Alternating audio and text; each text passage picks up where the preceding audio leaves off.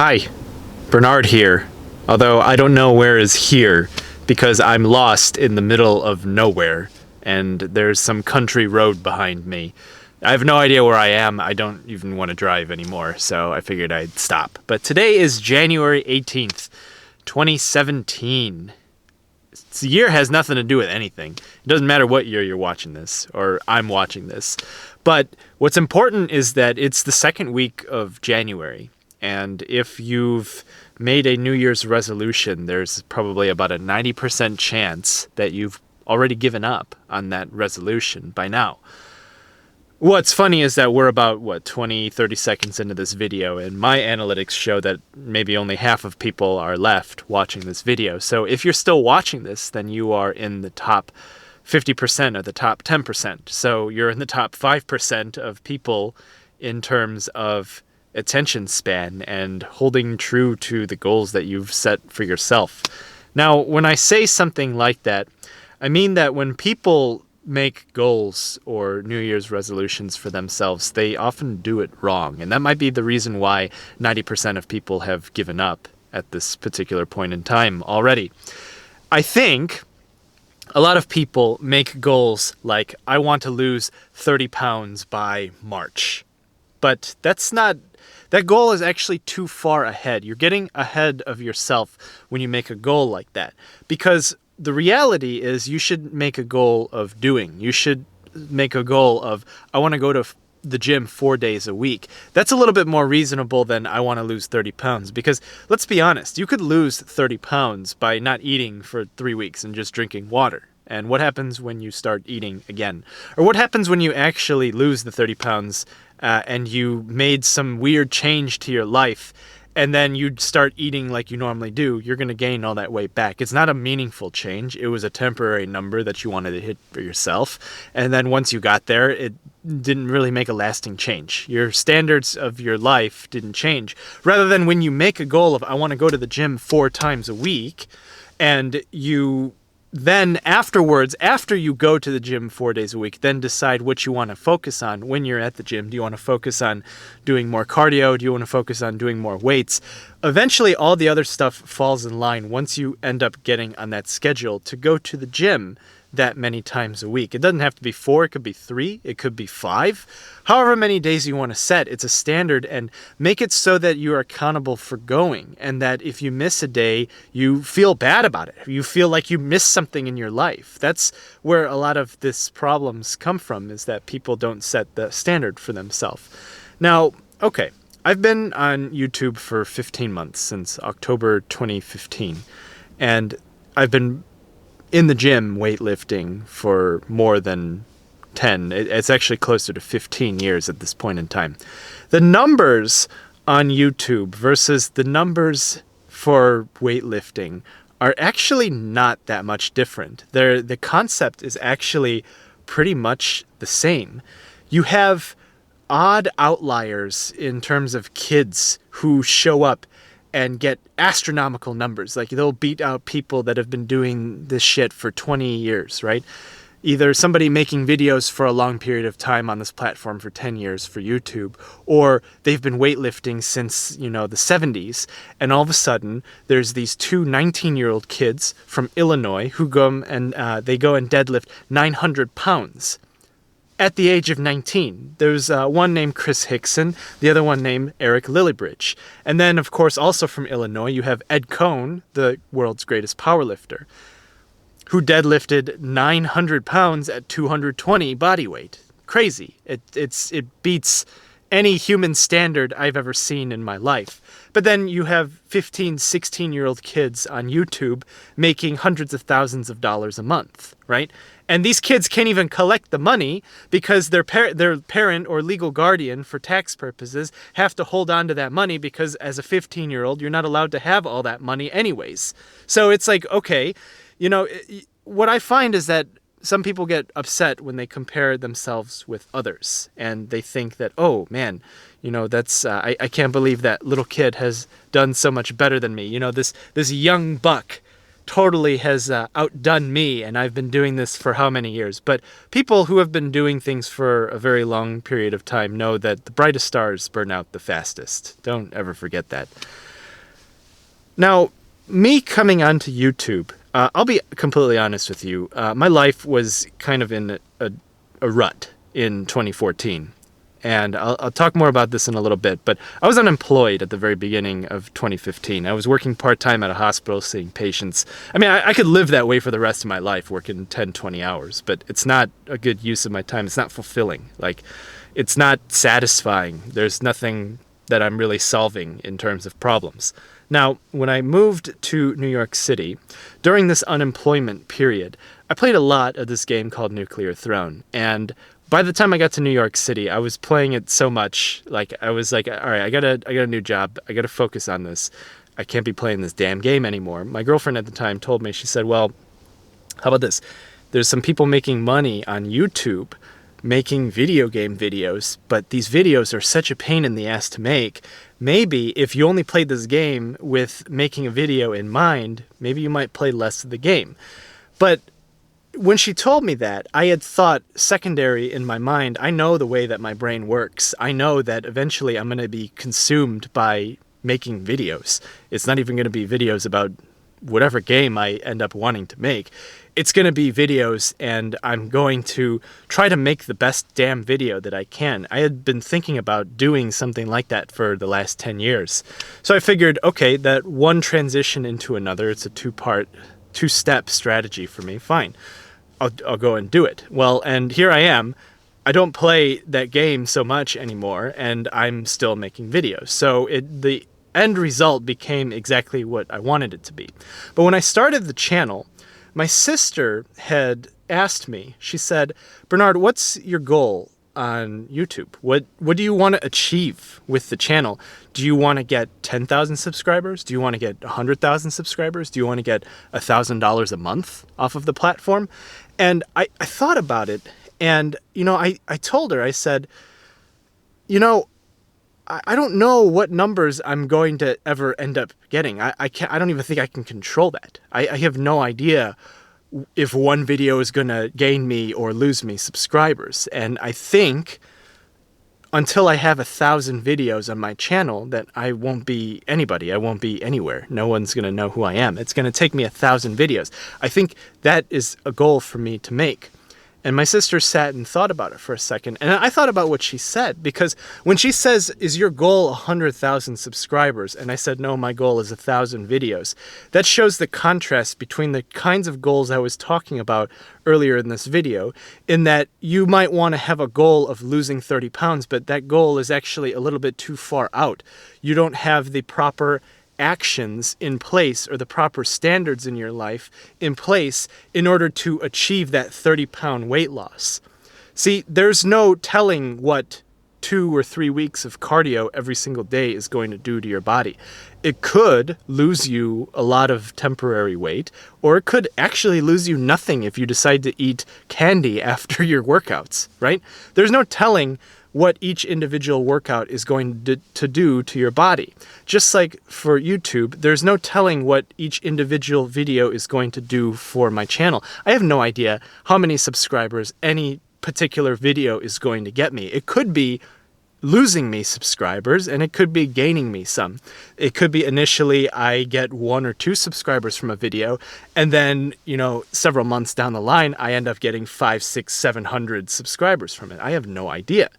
So when I told my sister, I said, well, I think I need to have the standard of making videos first. I need to learn how to make these videos. I need to learn what to say in these videos and how to present it in a way that people can get without 50% of people clicking out in the first 20 seconds. And from there, I think that will enable me to accumulate an audience, right? And when it comes to results at the gym, you can get your results once you can understand what you're doing in the gym. Now, look, if you're a teenage kid or a kid in your 20s, you're going to spend 10 years of your life in the gym being a fucking idiot and just doing stupid shit left and right and having the most ridiculous workouts. And that's fine, because you're at the gym, you're learning. You're in the process of, so to say, making one of 1,000 videos. And eventually you're going to get to a point in time where you know what you need to do to get to where you are. You've set that standard for yourself. And once you've set that, then, you don't need to make a goal of, I want to lose 30 pounds. You say, I want to tighten up my diet for 6 weeks. We'll see what ends up happening from there. That's a little bit more reasonable of a goal, and it's a hard stop. And when it's a hard stop, then it's less likely for you to be disappointed. When it comes to, oh, well, I only lost 21 pounds, and I don't know what to do now because I've changed my life, but nothing's happening. It didn't work. It didn't work. We're just going to brush it off just like that. Now, remember I mentioned that 2014 was a really bad year in my life? And, there's somebody I'd been following for a very long time. His name is Jim Wendler, and I found him through the Elite FTS. I hope I'm saying that right. It's a powerlifting store online, and they had training logs and Q&A, and Jim Wendler was one of the co-founders, or he's good buddies with the founder of Elite FTS.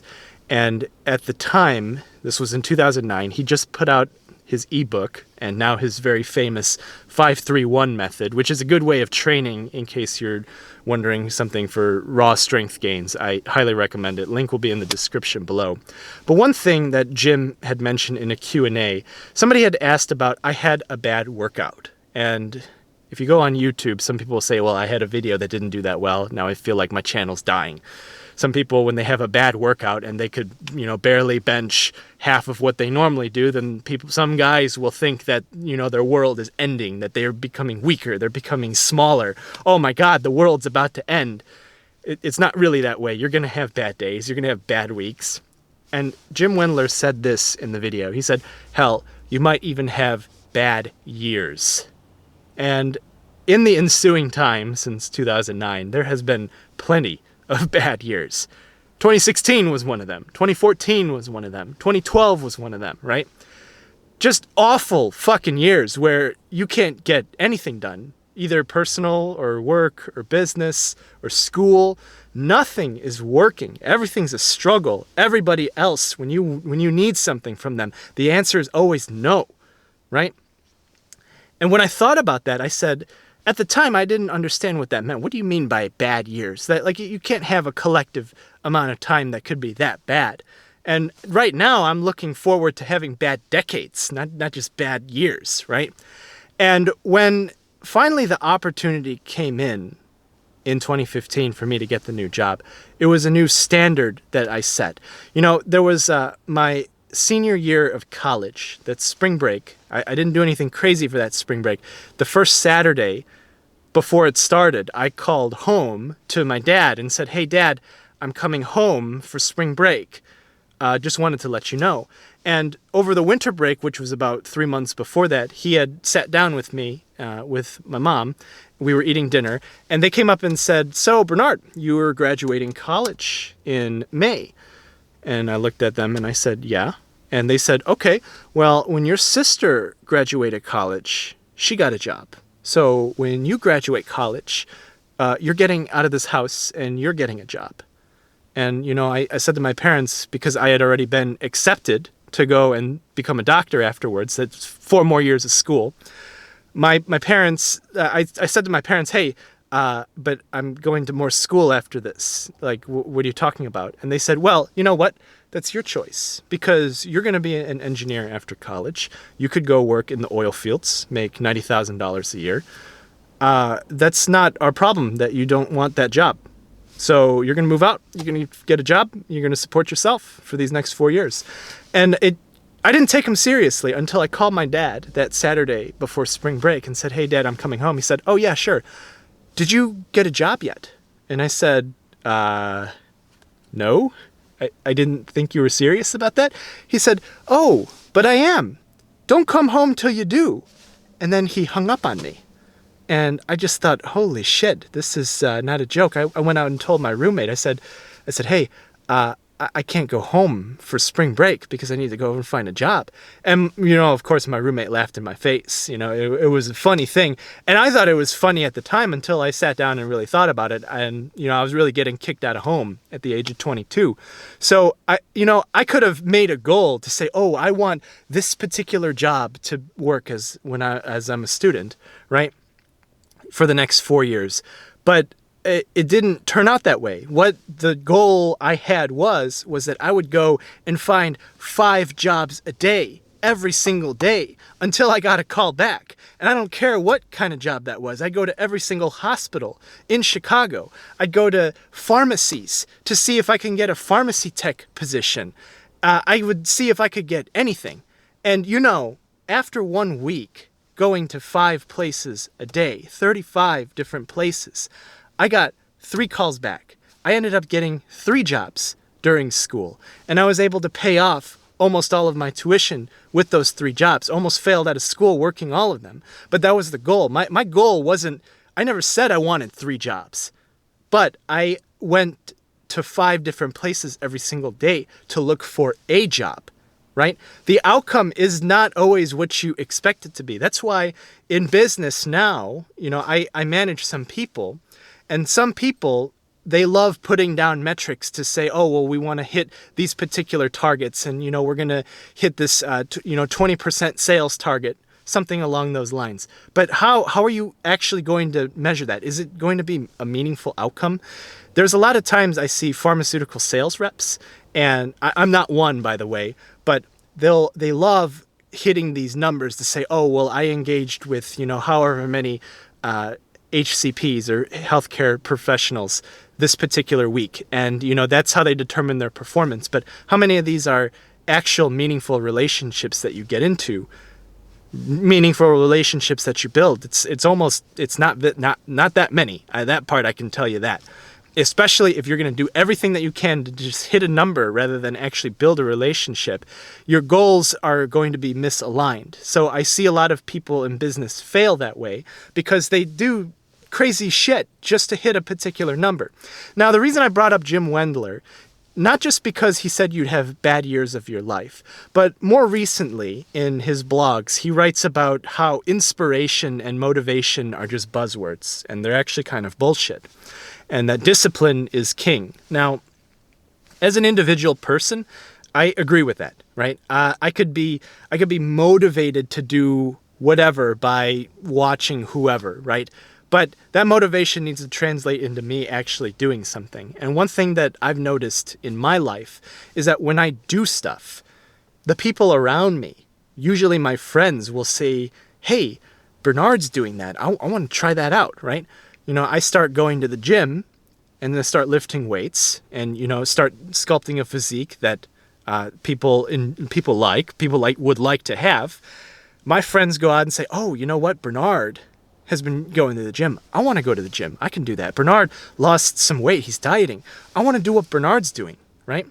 And then later in my life, Bernard started learning how to program. Bernard made mobile apps. These mobile apps paid for Bernard's rent, right?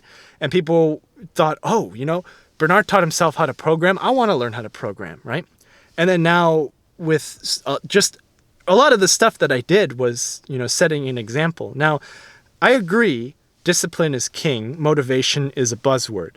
But the thing is, in a different position as a leader, as somebody who manages people at work, if you can inspire others through your actions and, not necessarily words, like telling somebody to do something is one thing, right? And sometimes you have to. It's in their job description. That's something that they need to get done.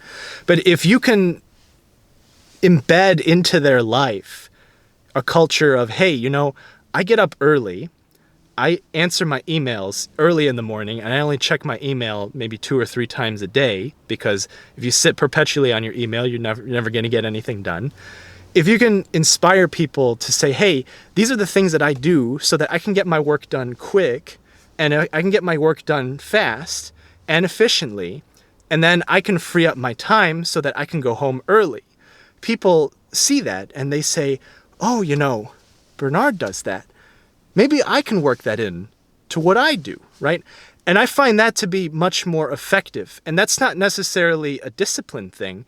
That's hey, that guy does that, and look at how good his life is. Look at how easy it is. And if I can show somebody that the stuff I do, it works for me, and it might not work for them, but if they try it out and it does work for them, and it makes something easier for them, why not? Why not show somebody a little bit of inspiration that way? And that has nothing particularly to do with discipline. Discipline is usually when things get extremely tough. And I agree, right? When things break people, then they're going to need to have that discipline to make sure that they get back up after they fall. But in terms of discipline in going to the gym 4 times a week, because that's the goal you set for yourself, you have no idea how much weight you're going to lose at any given workout, right? From workout to workout, you might not even lose any weight. So there's not a good reason to set an example like that for you. I think that that's much more productive. So my goal with the weight loss vlog, the fat loss vlog, and with this video is to inspire people to say, hey, these are the things I do. I work a very busy life. I live a very busy life, right? I'm driving on this country road. There's like a million things I need to get done right now, but I'm lost. If I can work in a fat loss vlog, not just doing the diet, but making videos on top of it, then there shouldn't be much excuse that you wouldn't be able to either. I know a lot of people have lives a lot harder than me, right? They have kids, lots of kids. They have, significant others to tend to. Right now, my life is fairly free outside of work, but, inside work, there's so many different things bogging me down, and I need to take into consideration. I can't ever let anything slip at work. If I do, people die, okay? I can't do that. With that being said, I would just like this to be a medium where I can show you the stuff that I do, and that this is something that could be easily incorporated into your life. This is a little bit a way of me as if you are my friend and I inspire others to do better than they could ever have imagined. So, well, it's getting dark now. I think I'm going to start driving again. But thanks for watching, and I hope you stick with me through this journey. Adios.